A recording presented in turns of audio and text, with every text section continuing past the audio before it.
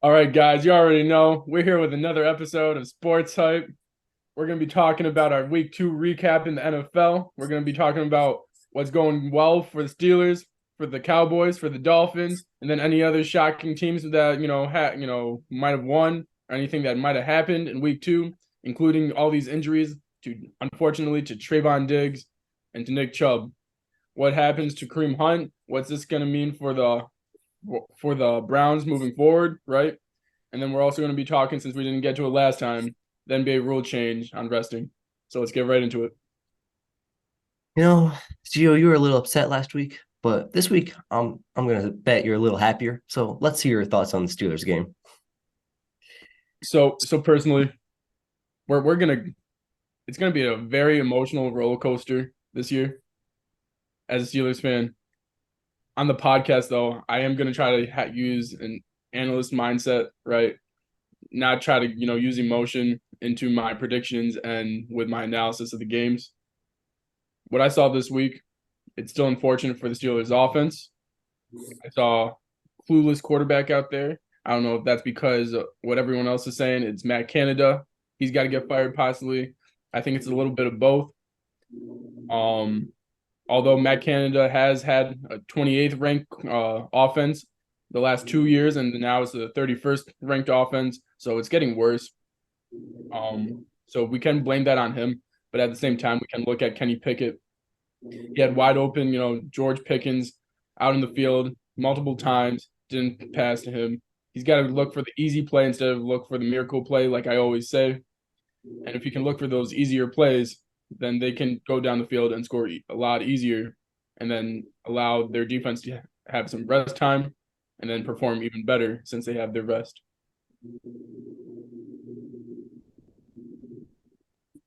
Yeah, I think the Steelers played well currently in that game. Um, I feel like the defense is kind of lackluster for that Browns team.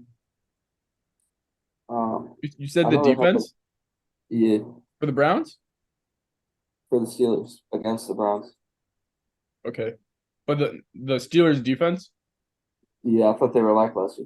lackluster hmm with 14 points. Yeah, Oh, okay. personally, Yeah. if my defense runs into the Browns, we letting them score three maximum. Okay. I see. But I just expected more from your defense in that game. Like, there's no way they should have scored 14, especially when Nick Chubb went down, got I hurt. agree. Yeah. Um, the offense lackluster. Love my boy George Pickens. Love him. Needs the ball more. But Kenny Pickett's gonna be all right. Yeah, I mean, I think it's more Canada than it is Pickett, to be honest. The play calling doesn't help Pickens. You got to give him some confidence, and I don't think the coaching staff has done a good job of that so far, and it clearly shows in his play.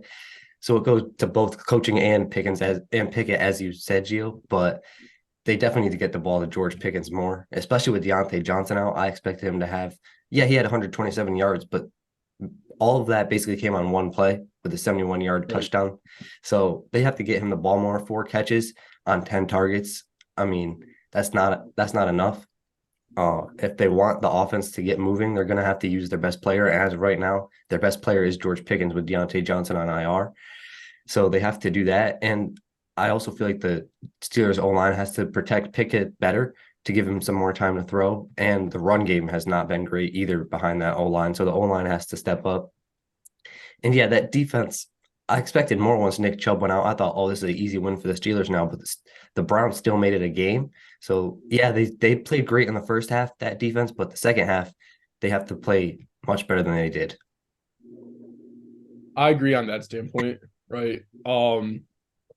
We did score 14 points, right, and scraped out that win with because of our defense and because of TJ Watt, right, because of Highsmith. It's very fortunate that we were able to do that, but at the same time, you guys are right. Our secondary has to play a lot better. I think Amari Cooper had wide open looks and he caught the ball. I think that we needed to give Watson more pressure. And if we did that, then he wouldn't have been able to throw the ball to Amari Cooper. And then also with the run game, I also believe that, like you guys said, the run game was flawless in the second half, right? Even without Nick Chubb. So that has to get worked on. But we scraped out that win, and really, right now, that's all that matters, especially with, like you guys know, the lackluster offense that we have. Yeah, that's very true. A win's a win, but they gotta learn how to close out. Yeah. But then again, that also goes to the offensive coordinator, right? Having to slow the ball down, right? The running game has to get better. Also, no one's really blaming Najee Harris, right? They're blaming Matt Canada. They're blaming Kenny Pickett. Najee Harris is also a major problem right now for the Steelers offense. He was supposed to have this huge jump, like we suspect every other year from Najee Harris. He hasn't had that yet. He needs to get better at, running the ball. Personally, I think he's looking for the best opportunity to run, right? He just needs to run, unlike Warren, who was able to go out there and just play his heart out. And because of Warren, we won that game.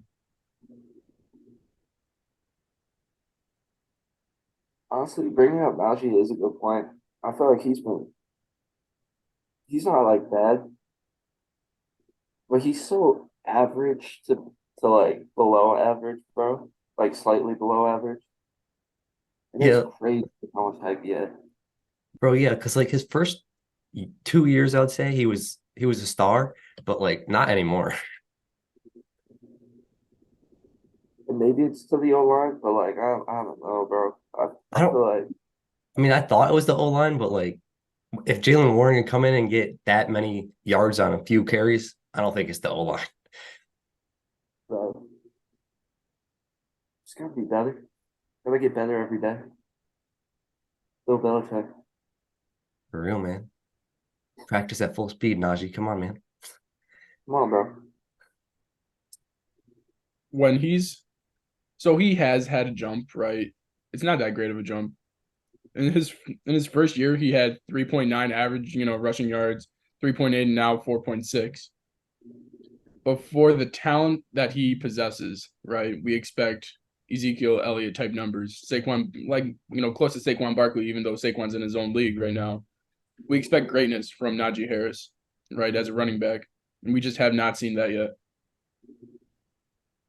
Yeah, it's unfortunate because he was a pretty high draft pick and we expected some high things from him, but we have not seen it. Right. And he also was supposed to be a dual threat, right, in the pass game as well. And we haven't seen that as well. Yeah. So, I mean, if the Steelers want to succeed, it goes back to a lot of things, but Najee Harris is definitely one of the main things, in my opinion. For sure. And they still gonna end up above 500 this year. 100%. Yeah, there's no doubt about it. Tomlin hasn't gone with a losing season ever in his coaching career. So let's go over 500. Let's try to make a wild card, run. And then anything else can happen after that. For sure. So, All right, Dolphins fan, let's hear your thoughts on that game. so it was a interesting game for me to watch until that final Patriots drive. I felt as though the game was in Miami's control the entire time. I thought the run defense, really stepped up.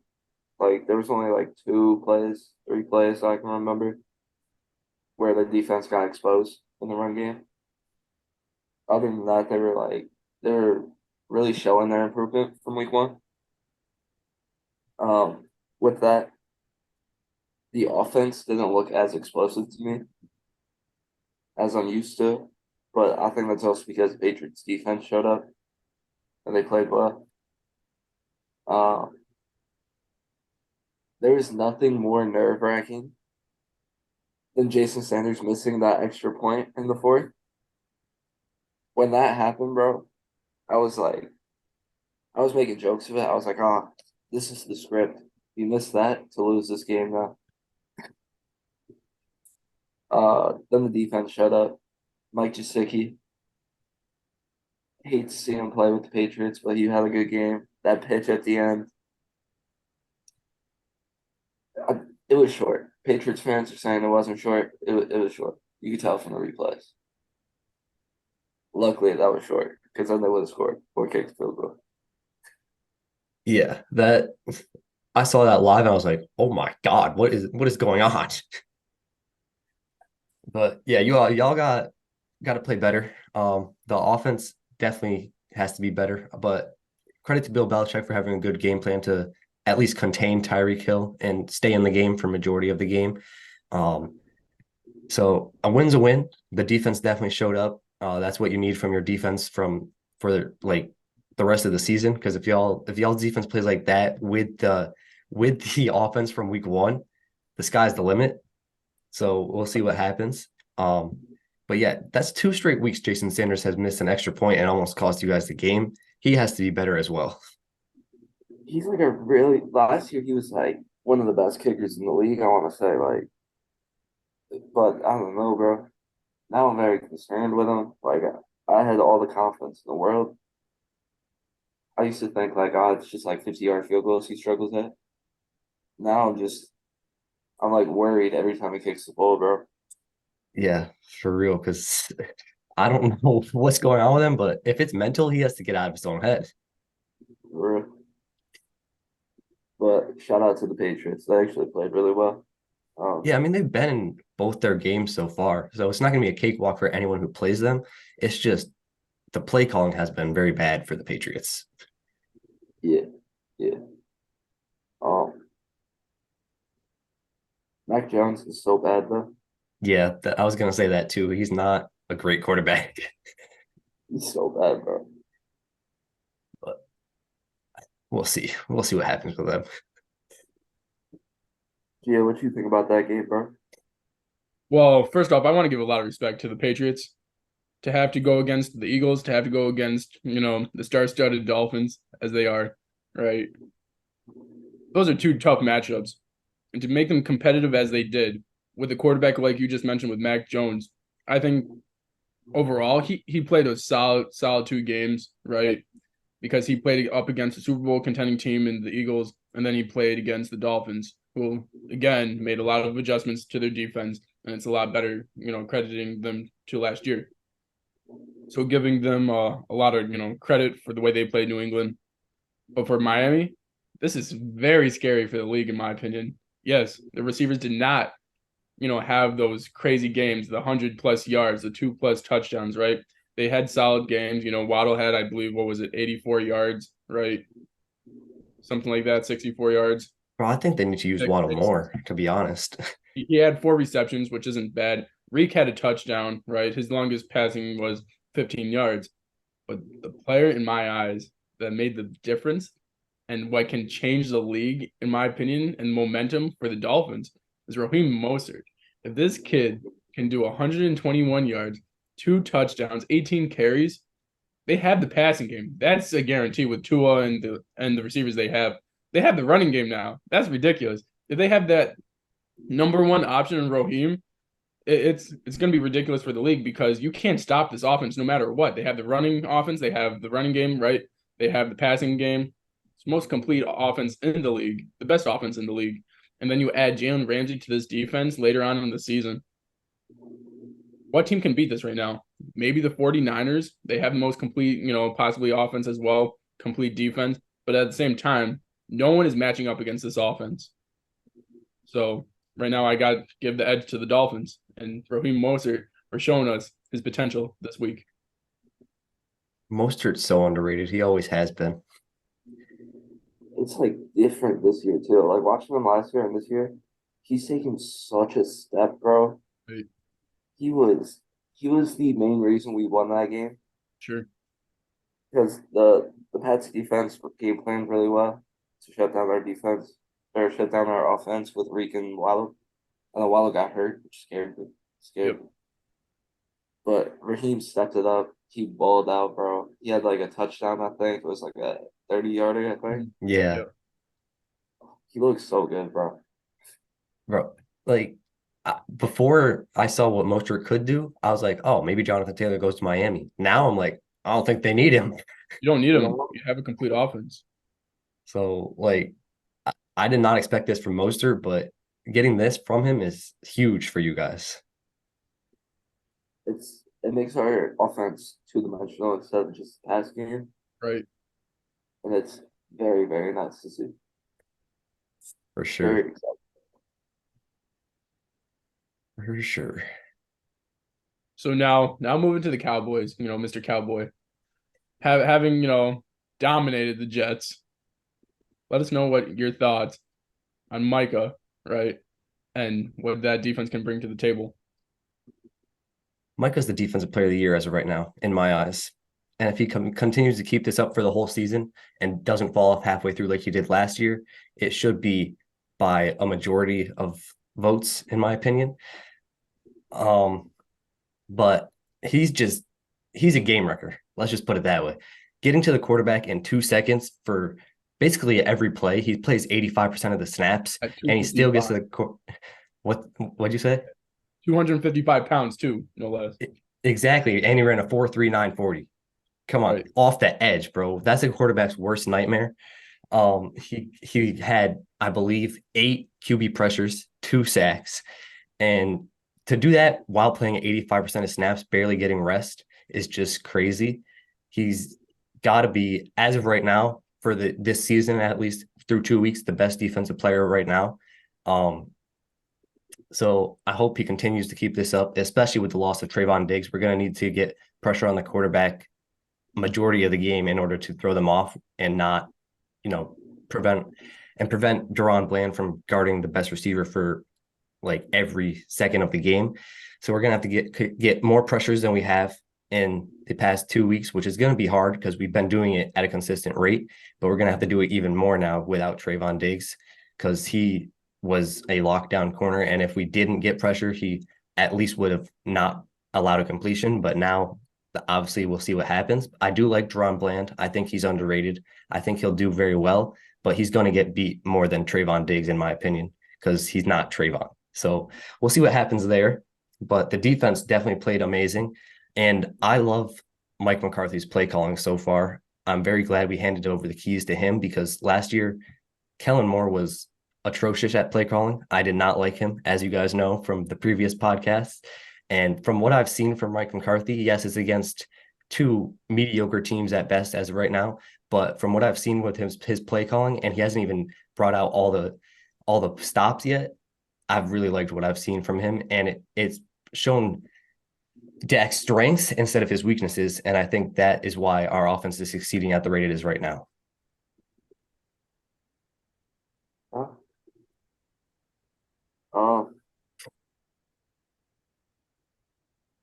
Micah, by far defensive player of the year right now. Low key though, I think you're underselling him a little bit. Through 2 weeks, I think you gotta throw him in the MVP talks with Tua. See, the only reason I don't throw him in there because I don't believe a defensive player has won in years. Yeah, but only 3 I think defensive players have ever won the MVP. Because I mean, a quarterback award. Everyone exactly. knows that. Right. But you can still give him his flowers and say, yeah, he should be up there for MVP type stuff. True. Yeah, he should be, but I don't think he will be because, like you said, it's a quarterback award. Yeah. I think he's balling out though. By far the best player in the league.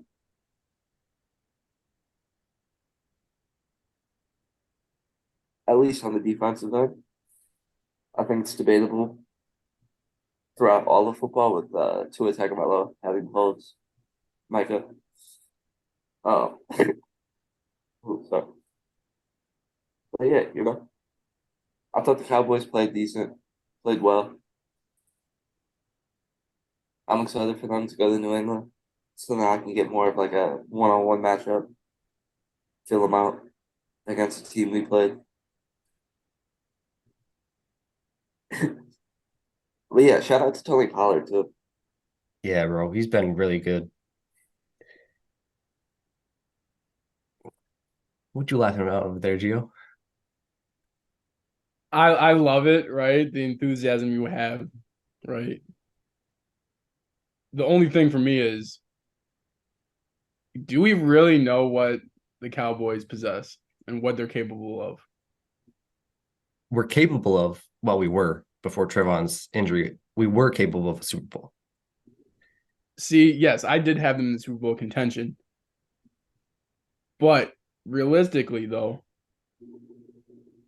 they haven't played anybody these last two games. Yes, it's amazing to see them, play against, possibly lower tier college level teams these last Okay, two in in New the words Jersey. of Micah, though, last year the Giants did make the playoffs and they They went sure to the did. second round. They're still a great team. It's just it Right. hasn't been clicking so far. It hasn't been, yeah, right. It hasn't been clicking. So they're a totally different team. They have Waller on that offense, right? Saquon's not happy, I don't think. That offense isn't running the same as it did last year. Okay, but the Jets did beat the Bills with Zach Wilson at quarterback. And that defense made Josh Allen look like a bottom tier quarterback. They didn't do that to Dak.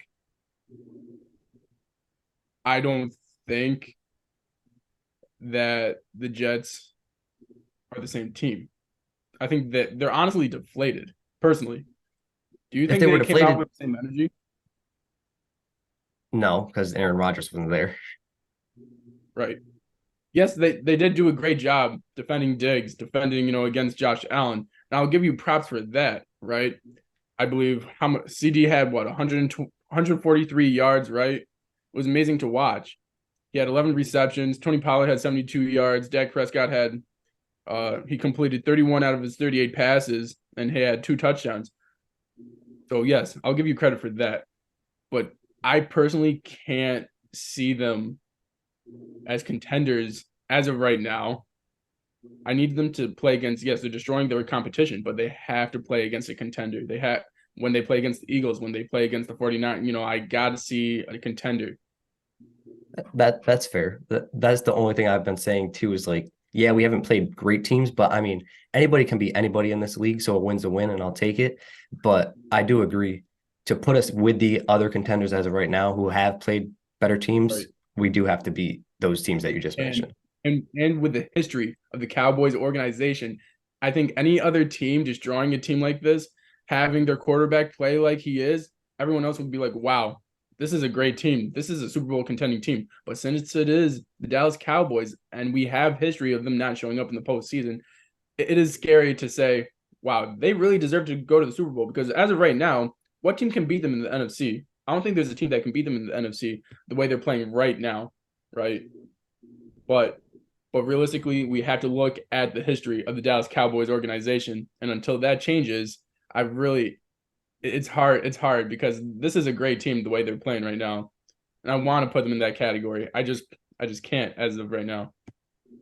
It's fine. We like being underdogs. But Micah MVP, yes, that could happen. Micah, best defensive player in the league. I will say it even with TJ because as of right now, Micah Parsons is dominating the league defensively. And yes, TJ's playing well, but not like Micah. Micah's changing it right now. The one thing I just want to say, we're talking about who they played against, uh, their wins and whatever. I won't make this mistake again because I said that about the Eagles last year Right. and they went to the Super Bowl. But again, who was in the NFC? Huh? Who was in the NFC though to go against them? The Niners. If the Niners were healthy, they would have made the Super Bowl, I think. But it's part of the game. Yeah, right. But yeah, so I'm not going to doubt the Cowboys yet, even with their history. It's a new season. It's a one season game. I'd like to see the Cowboys in the Super Bowl. I think Miami dogs on them, I would like to see that Super Bowl Miami versus the Cowboys. but yeah, I'm going to say the Cowboys are a top three team in the league right now. I agree. Just because I don't want to be wrong again with like the Eagles last year. Thank you But for they're not top respecting us, dog. Saya. Who's No, we're the not top top dog. No, top dog is Dolphins fan over there. Okay. And then who'd you put at number two? Just I don't know. curiosity. The Yeah, who 49ers? is number two, Saya? No, who's number one? Nah, I would say two. San Fran's number one. Okay, I got that flipped. I got Dolphins and then I got San Fran. Appreciate it. Yeah, no problem. And then Cowboys rounded out at 3. Right. Yeah. I think we can And all Baltimore agree at on 4, that. bro. Huh? Baltimore's at 4. No, Yeah, no, no, sir. Lamar You beat have you, Baltimore bro. at 4? bro, Baltimore have been looking good. Yeah, they haven't been bad, but to me, they're not the fourth best team in the league, Who is? honestly. Right now, I would have to say that is a tough question because I think 'Cause- Baltimore is up there, but I do believe I would have to say Buffalo after week 2. No, because week 1 they looked awful. So I put that in the mix. But week 2 Yo, looked amazing. Yeah, but they played against the Raiders. Okay, that's If you're whatever. talking they about who played they played, Hey, okay, if you a want to talk third about who they string played, quarterback, bro. yeah, Jimmy He's Garoppolo. actually a third string quarterback. Oh, don't get Saya started on Jimmy Garoppolo. Bro, let's talk about this game, bro. Because that opening drive, the Bills defense had no effort whatsoever. They walked in for that touchdown. And then Jimmy G decided to start playing like Jimmy G, one of the worst quarterbacks in the entire league, bro. And just made that game terrible. Because now you got Josh Allen's confidence back up. You got Bills fans talking again, acting like the Jets game never happened. Like, the Bills are terrible. Josh Allen's terrible. He's trying to go dolphin diving on the worst times possible. I can't. Buffalo's not even top 15 right now in the league, bro. and you don't have the Eagles over the Ravens. Oh, the Eagles' offenses looked awful and their defense. You can tell they took a step back. They did take a step back. I agree on that. I still have them being over the Ravens. That's fair. They played against a quarterbackless Bengals, and they just scraped by and win 27-24. Okay, come on now. Come on now. Joe Burrow's not having a great season, but you can't call that Bengals team quarterbackless. It kind of, dude. You know he's not playing 100% healthy because of the calf. Meaning, I really don't. He's not putting up the Joe Burrow numbers, the efficiency, right? He's not putting up the yardage, right? He's not scrambling like he used to. All I'm going to say is the Bengals started 0-2 last year, and we all know how that ended. Yeah, AFC Championship game losing to Kansas City Chiefs. Right. So it doesn't matter how they start, it matters how they finish. Right. And you like I would personally put them in that contention for that fourth spot, but they are 0-2 just because we know what that team is capable of, and we know the history of going 0-2, right? Last year, going to the AFC Championship game. They are a season progressive team, and every season is new. But then again, they do have to build off their success each season, in which they haven't done so. For sure. I mean, if Burrow doesn't play this week, they could be 0-3. They could be. At this point, though, you gotta expect a slow start, but then they'll be fine come later down the road. But Yeah, because same thing happened last year. And I was like, well, how are they 0-2 after a Super Bowl? yeah, Miami got them going. But But yeah, what are y'all's most surprising games from week 2? you want me to go first? Yeah. So I'm not surprised with the outcome, but the game as a whole was extremely surprising to me. And that's Giants Cardinals. Hmm. The Cardinals were up, what, 28-9, Nothing. 21-9. 28-0, bro. And that alone is extremely surprising because Hmm. they are the worst team in the league, I believe. Yeah. But then the Giants to have the fight back to win the game Yeah. also shocked me. But at the same time, they were expected to win that game. They should have convincingly won that game. So it's shocking that they went in that hole and came back and still won.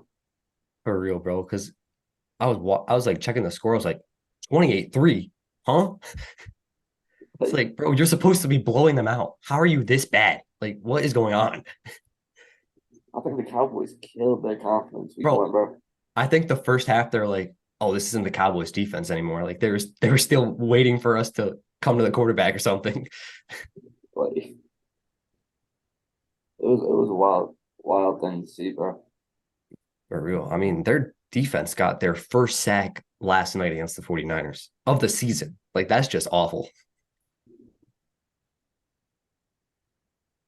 It happens. But They're still gonna win the bowl. yes, I was about to say a Super Bowl projection. Not looking so good right now. Again, Don't worry, once they beat Buffalo in week 5, I think, 6 you maybe. know, if the Giants don't make the playoffs, I'm just gonna call it the Nick Saban curse because it happens to the Cardinals and now the Giants. I don't know, man. It is like the Drake curse, right? So I'm gonna start calling out the Cowboys. The Cowboys Bills Super Bowl. Both teams miss playoffs. I'm cool. Oh no. All right, Gio, what's your most um surprising game? well, first I just want to shout out my boy Baker Mayfield for another W this week. You got to shout Baker Mayfield out. Hey, he has been playing great. I'll give him that. Thank you. We all know that would have been a perfect spot for him. So, but for me, I got 2 games. One is shocking was the Steelers game. Personally, I was shocked we came out with a W with that because of our offense was just atrocious. But really, I want to shout out the game that I thought was the most surprising and the best game, the Lions Seahawks. I really thought that was a very entertaining game, right? I was shocked. I really thought the Lions were going to pull out that win, right? Just because I think they are a better team. We saw them in week 1. We saw them dominate, right? They had the first game of the week. Really thought they were going to win out week 2 against Seattle.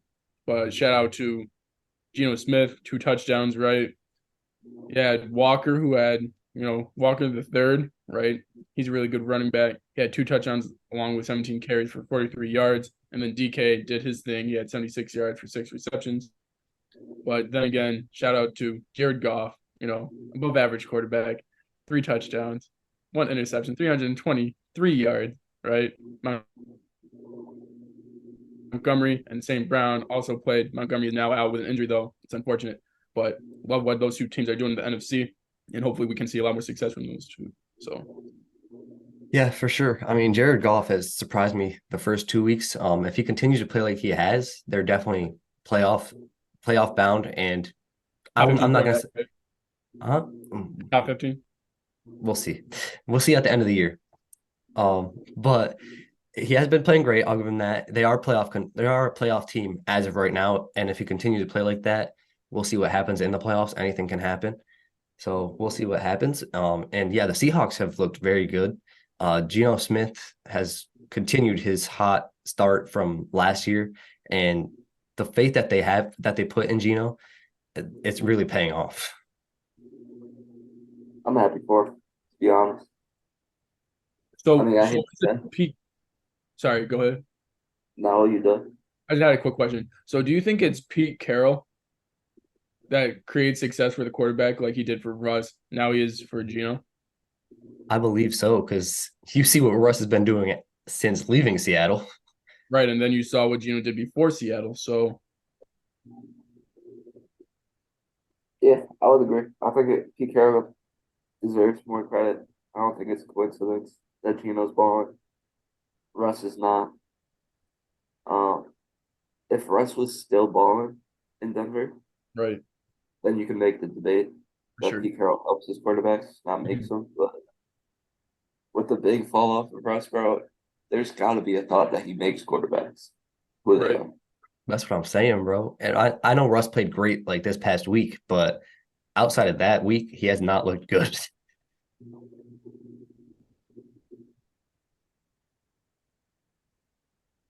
I'm just saying he's got to stop kissing babies' heads, start playing better on the field. Quotation, from Sean Payton. So, any thoughts on that?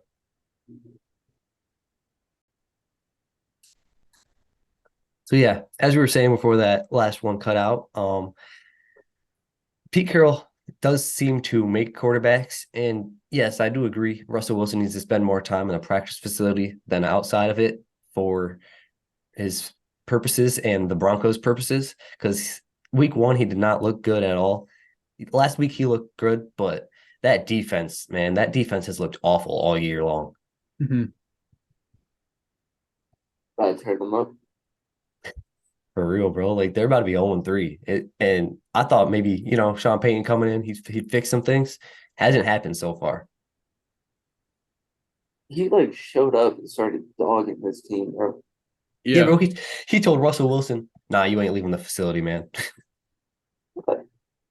Like, dang, bro, calm down. He was talking about how they're like so undisciplined too. It's Like, like, bro, you haven't changed that. Like, I don't know, I don't man. I thought at least they would make the playoffs this year, but as of right now, it's looking like they're just as bad as last year. know. But that Hail Mary, that was crazy. Dang, bro. I would agree. Could be a turning point, hopefully, for him confidence wise, right? So But yeah, for me, the most surprising game was the Titans Chargers game. I did not expect the Titans to beat the Chargers, especially with Ryan Tannehill back there at quarterback, below average to average quarterback. I'd say he's below average. He really all they do is hand the ball off to Derrick Henry, and really Derrick Henry won them that game. Let's be honest. Like he has most of their games his entire career. So we'll see what happens with the Chargers, but that's 2 weeks in a row where they've blown fourth quarter leads, and they've had a history of this. Um, they did that last year too, and they lost a majority of their games because of that. I'm not sure if it's because of coaching or Justin Herbert trying to make the miracle play to put the game away. Whatever it is, they need to fix it because if they continue to do this, they're just going to continue to lose upwards of 7 games every season. it's the Philip Rivers curse. I think he implemented that into the Chargers organization, and now it's down to Justin Herbert.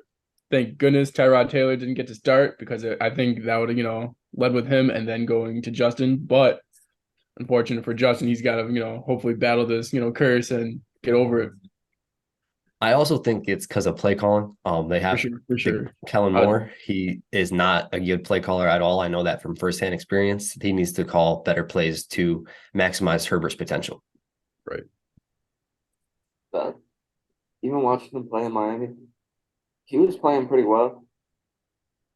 But I feel like there were some instances where it was the most predictable like play caller, and that allowed Miami to sack Justin Herbert. That That's what I'm allowed saying, Miami. bro. Like he just calls screenplays on like a 2nd and 10. I'm like, bro, what are you doing? But yeah, I thought that game was surprising too. I thought the Chargers had it in the bag, especially seeing how the offense played in Hmm. Miami. Um, Shout out to Derrick Henry, top three running back in the league. And that Titans defense is no joke either. Yeah, they're actually playing pretty well. But Tannehill, he's in that same category as Jimmy G for me. Hmm. I think his ceiling is a backup quarterback, if not third string. And yeah, if they get a real quarterback to help Derrick Henry, they can be nice. For sure. They do need to get the ball to D Hop more too. But the boy doggy. Any closing thoughts, Gio? Not on that, but since we skipped it last time, moving to the NBA. What are you guys' thoughts on the new rule change, right? To force players to stop resting. So I personally like the rule. I think they've been milking resting, especially Kawhi Leonard and the Clippers, the entire Clippers, like Paul George and Kawhi This is Leonard. as a Lakers fan, right? This is as a Lakers fan. Yes. Okay. I mean, they've been milking resting not only the Clippers, obviously the entire league. Like, yes, the Lakers do rest Anthony Davis and LeBron James, but that's because LeBron's upwards of 30, of 40, honestly, and Anthony Davis has an injury history. Let's put it that way. Why It's is so Paul George? Why is Paul George and Kawhi Leonard sitting half a season? Especially Kawhi Leonard. Why is he sitting 50 games with Yeah, knee issues? Yeah, okay. I would agree that it's good for the league, but I have one disagreement with what you said. I don't think every team. Okay, yeah, the Heat don't. Let's put it that way. Yep, The Heat yep. don't. Jimmy Butler dogs out injuries. And that's what I'm saying, bro. We need more of that because it it helps the league entirely. It helps them maintain viewership too, because like the Yeah, worst thing is when you go into like a Thursday night where you're trying to watch the NBA and there's one star player playing the entire night because everyone wants to exactly, sit out bro. and rest. Like, bro, fans bought tickets to see a player, and Mhm. then 30 minutes before the game, oh, he's out for rest. Bro, that's a waste of my money. For Legit, like sure. I came to see my boy LeBron play. I came to see Kawhi and Paul George. Now I'm So, stuck sitting watching Russell Westbrook, which is like a blessing. right, bro? So, like, I mean, it's good for the league, but I think it will hurt the players' production because they're used to sitting out so many games and now they can't. I think there's going to be more injuries too, Mm. but that's part of the game. Right. Like, you don't see NFL players sitting out every other game. So, I think it's long overdue because this has been happening for like 5 years. I think you can bring it back to 2014, bro. Like 2015 That's with the last Kawhi. time I saw. That's the last time I saw Kawhi play an entire season. Legit, like after that, Kawhi sat out with the Spurs to get traded. And it's like, bro, we ain't had like a everyone wants to play mentality since then. Right? Like no one has had that mama mentality since Kobe. Jimmy's closest to it, but He he he don't is got it close. like that. No one's gonna be like Kobe. Let's just put it that way. Yeah. But I think the next rule that NBA might implement and should implement is something to do with like forcing out like trades. Yeah. Because like James Harden's been milking that too. The good thing though is like in his contract, or the NBA made something where it's like if he sits out this whole year, he's still under contract next season. He can't just go to free agency. Oh well, that's good. I didn't know that. They like they like put that in his contract or something when he signed. So he's got to play or he's stuck. Yeah, that's good because I'm not trying to see him sit out a whole year just to get traded again. And he's too old for that. It's like, bro, just play with the Sixers, man. Like you've bounced around enough. The Sixers are a good team too. You got Joel Embiid, MVP last year. You got Tyrese Maxey, Adore, Tobias Harris, who stepped up, played his role really well last year. Like they can have a good competitive team. They almost went to the finals if it wasn't for Kawhi a few years Right. ago. Like Like stick it out, bro. They're a good that's what I'm team. saying, bro. Just get the ball to Embiid. Stop checking up threes. You're the issue. For real. What's your thoughts on the Yeah. whole situation, Gio? Well, as I've been sitting here, processing all the information you guys have been giving me, I want to take it back to where I believe was the first time I remember players resting and sitting out, which was a strategic, advantage and a strategy for Greg Popovich because of the age of Tim Duncan, Manu Ginobili, Tony Parker. Those guys were three key contributors of why they won, unfortunately, in 2014 against the Miami Heat. And because they were able to rest throughout the season, play strategic games that they knew that they could, have warm up games that they could play, right? And then follow through going into the postseason, having success in the postseason, and then end up winning a championship. Other franchises looked at that as the blueprint of success, right? The San Antonio Spurs was the blueprint of success because of Greg Popovich and what he was implementing there. Because of that, LeBron James going to Cleveland started resting games. Players, from Cleveland started resting. Players from, I would say Golden State, all these high contributor, franchises, Boston, Brooklyn, whatever the case may be, players started to rest, right? Yes, I think it has lessened over the years, but at the same time, you do believe Kawhi Leonard is resting, right? But it is not as much as you guys think. Kawhi Leonard, listen to this. This is crazy to me, right? Kawhi Leonard has played from Toronto to LA 60 games, 57 games, 52 and 52 games played in a season. Now, look at this. If you look at LeBron James's, because we would like to think that LeBron James plays more than Kawhi Leonard, right? But it's not resting because of LeBron's not resting though. Those are because of injuries. LeBron's getting old, bro. Kawhi's But you still look young. at you look at Kawhi is 35, 36 years of age. Wait, is he that Right. old? Which brings me to the next point. Like, I don't like the part where 35-year-old plus players can sit out because of their age. Okay, so that's LeBron James. And Kawhi now too. That's Kawhi. Okay. Then you look at Anthony Davis. You said that he sits out because of injury history. Look at Kawhi Leonard. Ever since he's been at Toronto, he's had a list of injuries, right? Yes. But you can never tell me right now that Kawhi Leonard will sit out in a postseason game because of that Toronto, run he had. He had a torn hamstring, and he went through the entire playoffs going up against the 76ers, going up against, I think, what was it, the Bucks in the second round. Yeah. Right. And then the 76ers in the conference finals on that, and then having to go up against, injury-riddled Warriors team. He was still injured throughout that whole thing. So, yes, I do believe he rests throughout the regular season, but in the postseason where it counts, he's playing every game he can. Yeah, which most players do. Okay.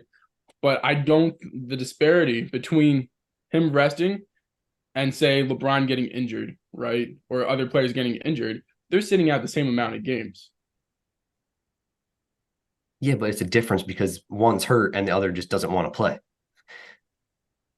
I think I do agree, the love of the game, for me personally. I don't know Kawhi Leonard personally, right? I can't say that for himself, but it looks like he doesn't have the love of the game like LeBron James does. He tries to be out there every single night. I think Kawhi Leonard looks at it as a job, just like Nikola Jokic does, right? And for Kawhi Leonard, the job is to win a championship. What's the best way to do that? It's for him to sit out because he knows his body can't withstand the whole 82-game season. Now that these, practices are going to be implemented because of this new rule, are they going to try to find a loophole to have him be on the IR, right, 2 weeks in advance or whatever the case may be, so that he can still sit out, right? Or is he going to try to play a lot of these games, possibly get injured, and then when these star players get injured later in the season, like Nick was attesting to, right? Is that gonna force the NBA to have a new rule change because their viewership is going to decrease since these star players are hurt later into this postseason? I believe resting in the regular season also hurts his production in the playoffs, though, because his body's not used to playing that many minutes, and that showed this past postseason. I agree. I think you need to have battle tested, right? Just like with NFL players sit out. They don't really have the physical contact that they used to in preseason and in the training camp, right? So now you see all these, players getting injured at the beginning of the season when they are battle tested. You do need to create that strong body and that foundation, right? And playing in the regular season, like you just said, will help Kawhi Leonard, but at the same time, it sucks because his body might not be able to withstand that regular season. Yeah, that's true. I do believe they will find a loophole to answer that question as well. Also, Kawhi got hurt regardless. Regardless, right? Let him play the games he's gonna play. If I get it from a player's standpoint where you want to be rested or whatever. But from a fan standpoint and a business aspect, you don't want your star player bringing in all these fans, all this money to have all these people show up. Like constantly you see the posters of like, oh, you hear the stories. Fans go out of their way to go to the games just for the person not to play. Right. And then they gotta give them like a signed jersey. They gotta bring them to the practice or whatever, like courtside tickets, all this. Yeah. It's so preventable if you just play, if you like to play. Right. And that's why I think Jake said it best. Kobe Bryant, even when injured, wanted to play every single game because what if those were that was the one time those people spent all their hard work earned money on is that one time that Kobe Bryant played. Right. And Vanessa said that in the Hall of Fame speech that she gave for him. She Right. said that he played because he knew, what if it's someone's first time seeing me? I'm not Or going the to sit only out time. because of The that. only time. Exactly. Yeah, And he did that, which goes back to Michael Jordan. He did it because he saw Michael Jordan do that. So he started doing it. for sure. And That's the right way to go about it.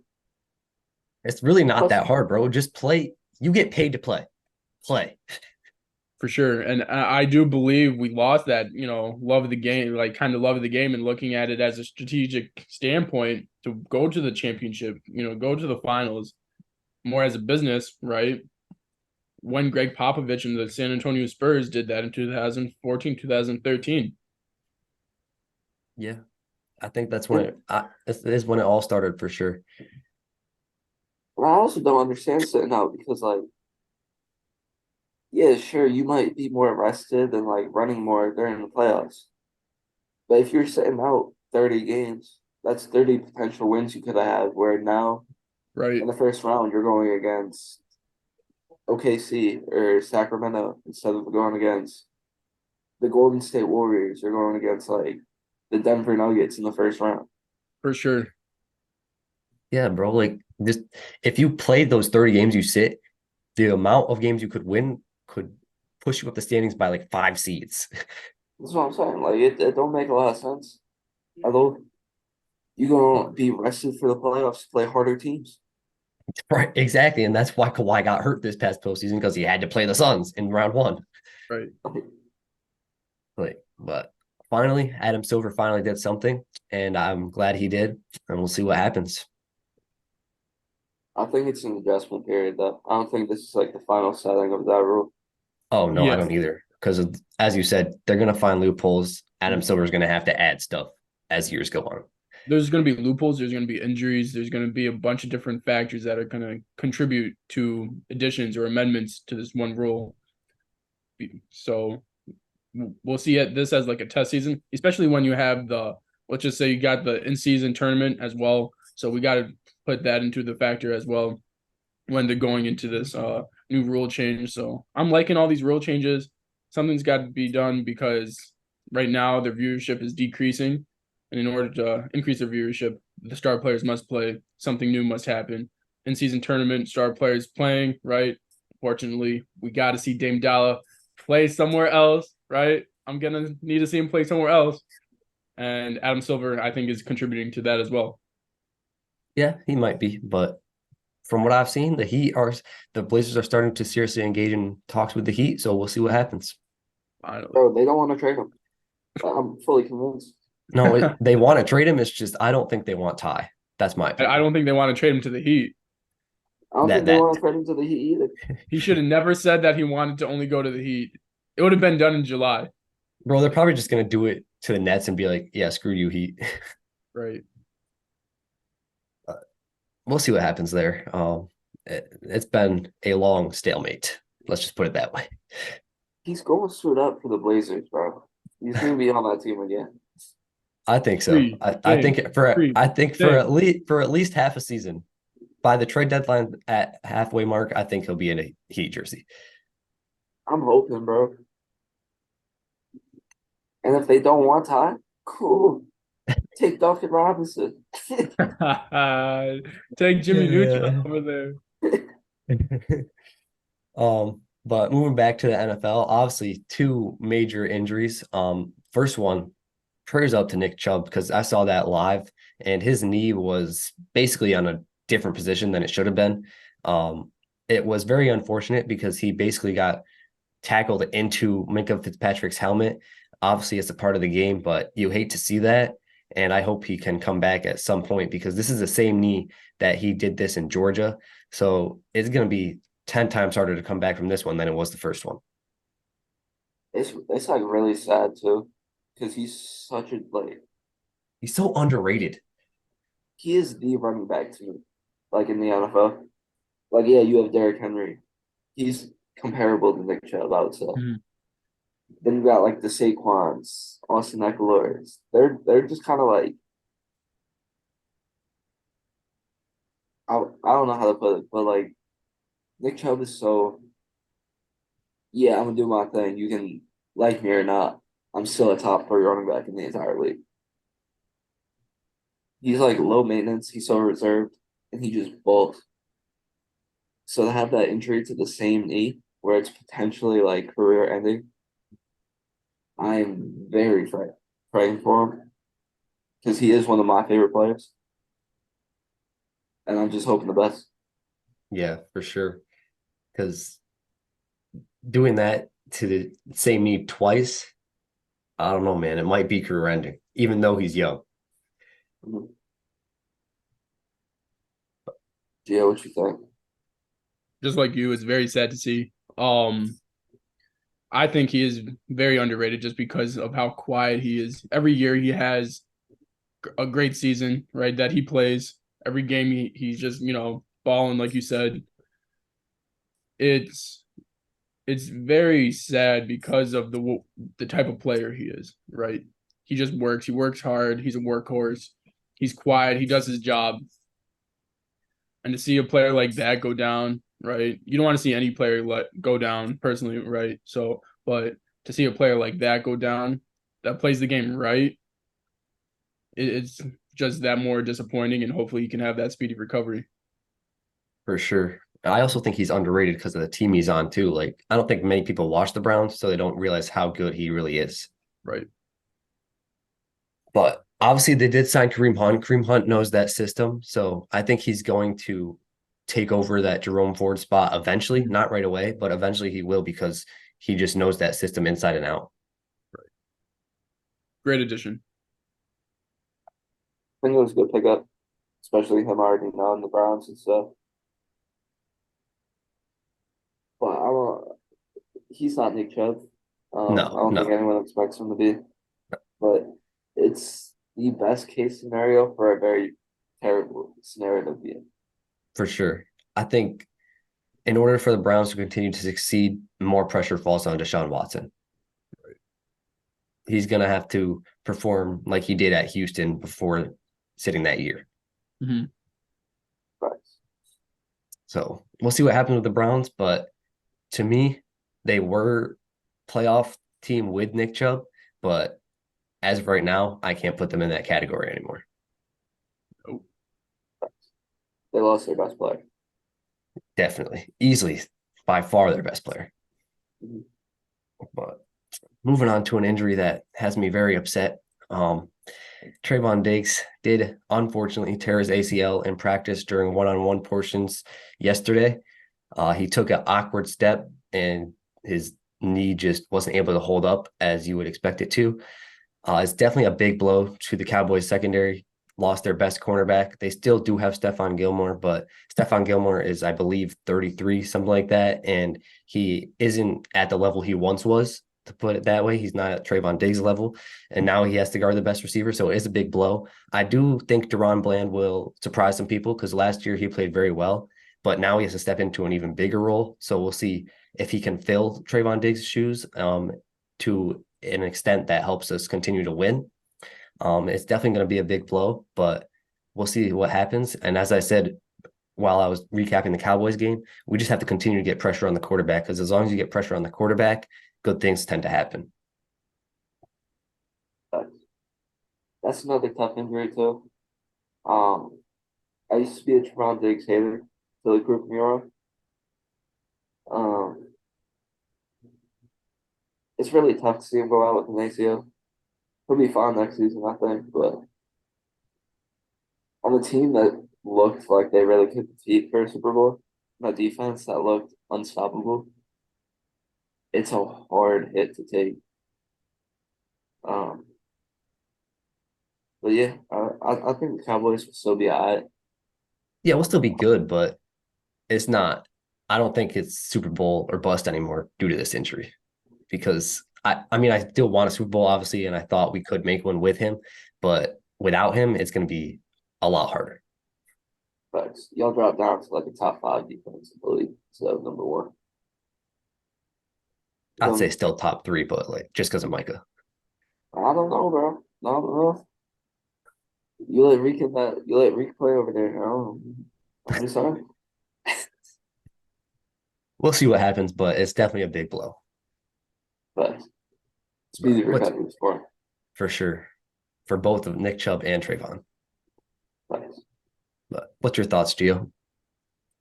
Yeah, it's very disappointing, especially that it happens in practice like that, right? I don't know if you needed to have more caution to this, especially with who he is, right? The importance of him being on the field, right, makes relieves a lot of pressure off of Micah and what he's able to do, right? So there's gonna be more pressure on Micah, which then again could affect him becoming the MVP of this league, right? Or then again, possibly tearing him down throughout the whole year of the season, right? So with him going out, it's just very sad.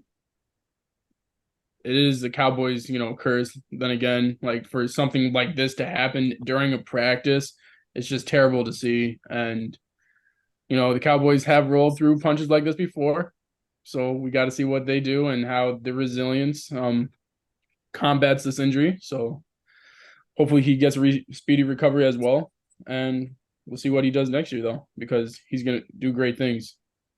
Yeah, for sure. I believe we will still be okay. We still have great talent in that secondary and that D line. It's just my biggest worry right now is who's going to guard the best receiver since he's hurt now. Right. So we'll see what happens, but I just have to see it play out and then evaluate it from there. well, But Gio, you got a segment to end us off? Well, I have a segment. Yeah, I got two things. Yes, I do have some sneakers coming out, but first off, I want to shout out Travis Kelce. He's balling on the field and off the field. All right, so we're loving that. We're loving what he's doing. Hopefully everything's going well with him. then then we got ourselves probably very, slept on shoe for me personally. It's the Jordan 8 playoffs. It's one of the most iconic shoes. Yes, I do believe that not too many people love the Jordan 8 silhouette, right? Because it's not the best, Jordan out there.